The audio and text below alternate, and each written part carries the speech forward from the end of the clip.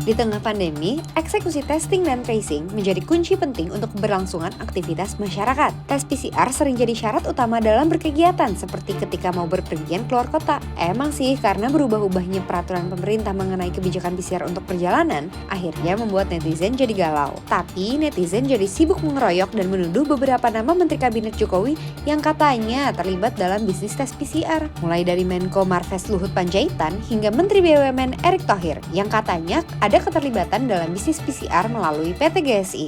Jadi PT GSI ini penguasa PCR tes. Usut punya usut, total tes yang dilakukan PT GSI selama pandemi hanya berjumlah 700.000 tes, yang ternyata hanya 2,5% dari seluruh total tes yang dilakukan di Indonesia. Jumlahnya sama kayak angka zakat ya.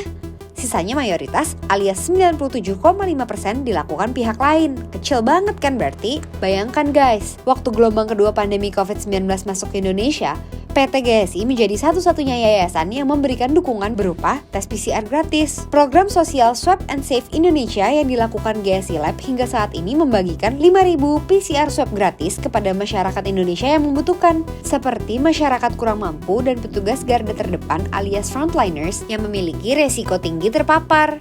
Di saat bersamaan, Bumame Farmasi malah melakukan ekspansi dengan pembukaan 41 cabang baru di seluruh Indonesia. Belum lagi, Smart Co Lab juga ikut membuka sebanyak 21 cabang baru. Kalau emang mau nyari untung, kenapa nggak ekspansi sebanyak yang lain? Nggak hanya itu, para shareholders GSI Lab juga memberikan mayoritas dari keuntungannya untuk mengembangkan kekuatan sektor kesehatan Indonesia, terutama dalam bidang layanan pengujian berbasis PCR kepada masyarakat umum dan pemahaman ilmiah tentang tantangan genetik yang dihadapi masyarakat Indonesia. Jadi sebenarnya siapa sih PT GSI?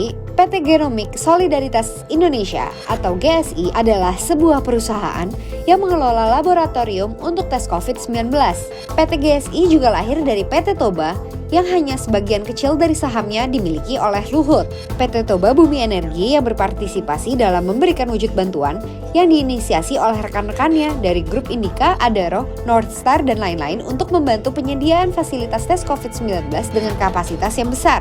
Ada juga salah satu yayasan kemanusiaan milik PT Adaro yang diberi nama PT Yayasan Adaro Bangun Negeri, yang hanya 6% dari sahamnya dimiliki oleh Boy Thohir, kakak kandung dari Menteri BUMN Erick Thohir. Perlu diingat, Boy dan Erick Thohir memang saudara, tapi tidak ada keterlibatan Erick Thohir dalam bidang usaha milik kakaknya, apalagi setelah menjabat jadi Menteri BUMN. Nggak hanya itu, Erick Thohir juga tidak aktif di Yayasan Kemanusiaan Adaro. Semakin jauh kan kaitan Menteri BUMN dengan tuduhan yang lagi ramai itu. Jadi, sebenarnya siapa sih mafia di balik bisnis PCR? Kenapa isunya ramai ketika pemerintah mulai menurunkan harga PCR? Apakah karena tes dan tracing kita makin ekonomis? Lebih menarik lagi nih guys, ternyata Indonesia termasuk 10% negara dengan tarif swab yang paling terjangkau. Yuk kita buka-bukaan tarif PCR di negara tetangga.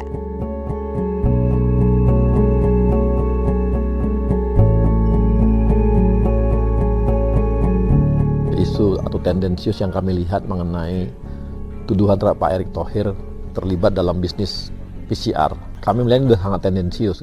Kenapa Pak Erick lagi guys? Tendensius sekali. Jadi menyimpulkan, kong kali kong di tes PCR apalagi sampai menuduh Erick Thohir bermain PCR sangat berlebihan. Faktanya terlalu jauh mengaitkan Erick Thohir dengan bisnis PCR yang dimiliki PT GSI. Udahlah, nggak usah main tuduh lagi, apa nggak capek? Apakah ini sebuah pengalihan isu buat mafia-mafia yang sebenarnya?